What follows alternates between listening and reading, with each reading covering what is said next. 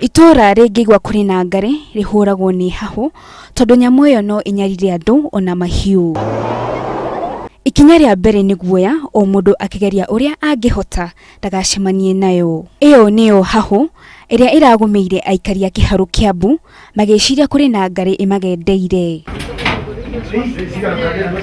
Mũikari ũmwe rĩrĩa onire mweke wa kũmĩtaga hĩndĩ ĩrĩa acemanire nayo maitho kwa maitho gwake nyũmba, ethera na amĩhingĩra na etia ũteithio kũrĩ arĩa mahetwo rũtha gũtega nyamũ ta icio KWS. Nilipoiona huwa najua mnyama mwenye strange ujui, you have to inform KWS wenye wanasimamia Kenya Wild Service we inform. Sasa sikuwa na namba yao, ikabidi nikapika 99 ndio wakaniconnect. Mũingĩ naguo ndũnenda kũhĩtũkwo nĩ gĩcanjama kĩrĩa kĩngiumĩrire, andũ naikara haraya wĩrorere ngari ĩnyitwo kana yũragwo.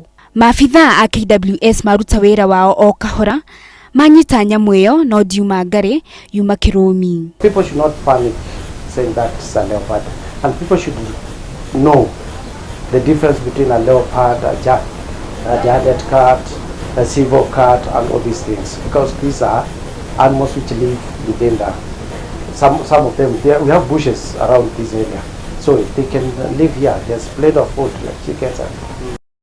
Kĩrũmi kĩu nĩ gĩtwarirwo mũciĩ wa gũthaitĩra nyamũ cia gĩthaka wa Nairobi, handũ-inĩ ha Inooro TV njĩtagwo Wangari wa Njoroge.